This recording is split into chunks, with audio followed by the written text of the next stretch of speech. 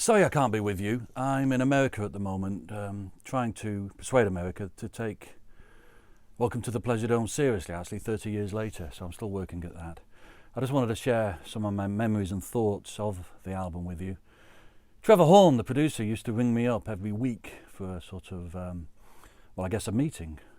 We'd talk about things and where we were, and we were talking about how we were going to make the Frankie Goes to Hollywood album. We didn't have much material. And somehow the conversation ended up with us deciding that we would make it a double album. Made a kind of sense, because as much as Frankie were pop and punk and disco, there was also, because of Trevor, a prog element. And I was also very excited by the idea of taking a pop group and making a double album, which at the time was a very serious, weighty thing. It's the kind of thing that Bob Dylan and Todd Rundgren and Yes did, the conceptualists, the serious musicians. And so there was something faintly, beautifully absurd about a pop group, a teeny bop band if you like, making a double album. We thought that'll wind people up. And of course we didn't have enough material, so it immediately, you know, how the hell were we going to fill a double album? What was interesting about that in hindsight was, of course, it was only about just over an hour's worth of music in the end. So one way of looking at it, if we wanted to grab history, that it was more or less the first album intentionally made for compact disc, because it was about compact disc length. But it was something sumptuous about it being a double album, and it gave us a lot of chance to play around with the packaging, obviously, and the whole idea of winding people up. And it did cause some confusion. It was unclassifiable, I guess, in terms of how people covered it and wrote about it and reviewed it. And as a music journalist, I've always been interested over the years how the record has been perceived, because I don't think there's anything quite like it really in terms of the combination of talents and energies that made it. So I've always been interested in how it was reviewed. To this day, really, I've brought along some reviews that give an idea of how it's perceived in the outside world. I always love it on, you can see 30 years have passed, glasses. I always love it on allmusic.com, where they have a list of adjectives to describe an album's mood. And I love the way they do Welcome to the Pleasuredome. Energetic, stylish, wry, celebratory, playful, sexy, bravado, carefree, fun, campy, exuberant, theatrical, brash, rousing, sensual, smooth and quirky, which oddly enough was exactly what we were after. So that's extraordinary. I think that in this very studio those words were pinned on the wall. There's a review quite recently actually on the BBC, which I quite like as well, which concludes it wasn't just about money, it was about smartness, talent and having a bloody good laugh.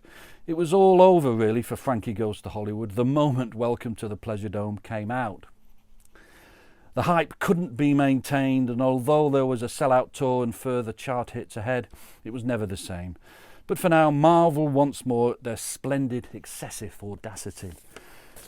And there's another review I particularly like, because obviously I came into the Trevor's team as a music journalist, and there were many music journalists that influenced me in the way that Frankie had been influenced by, say, Chic and the Pistols, and Trevor by 10cc and Yes, and I'd been influenced by certain music journalists, so that was in the mix as well. And I was always interested in how these music journalists that had influenced me would review the album. And one of my favourite music journalists at the time was a great New York writer called Robert Kreisco. And I like to think how he reviewed the album. One of his wonderful capsule reviews would have been how I reviewed the album. Hype is a word I try to use no more normatively than I do guitar. One's almost as intrinsic to rock and roll as the other, and this is a truly great hype. We're not just talking spectacularly entertaining like the dripping labia of Mum's apple pie, or spectacularly profitable like the Monkees, or both like the Thriller video. We're talking hype as primary signifier, as a carrier of rich, profound and potentially subversive meanings. I love the hype right down to the album package, and will even grant that the appalling quality of the band's music enriches the meaning further. But that doesn't mean I'm going to be caught dead telling anybody to listen to it. The single side is okay. Relax has proven itself a fetching fuck mantra. Two Tribes is a fair to middling political art.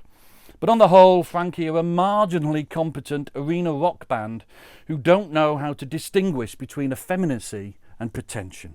like an English Grand Funk Railroad gone disco, which I consider an absolute compliment. Follow the ads by all means, watch the videos and steal those inner sleeves. And he gave it a C. Now, as part of the hype for the album, we did television ads during Coronation Street, so you can imagine how much they cost. And I considered that it would be highly entertaining to have the television personality David Frost do the voiceover for the album, because his catchphrase was, "Hello, good evening, and welcome." And so his voiceover for the television advert for Frankie Goes to Hollywood was, "Hello, good evening, and welcome to the Pleasuredome," which I found hilarious, even if no one else did. And his fee was £5,000 for those words, which in today's money is about £100,000. And now he's no longer with us, alas. So I thought, well, let's get Eamon Holmes or Dale Winton or Jeremy Paxman, an equivalent of Sir David Frost, to do this intro. But they were charging £100,000. So it's down to me, really, to do the introduction to what is a Trevor Horn masterpiece, a Frankie Goes to Hollywood masterpiece, a ZTT masterpiece. So it is something, and I think quite unlike anything else in pop history. So welcome to the Pleasuredome.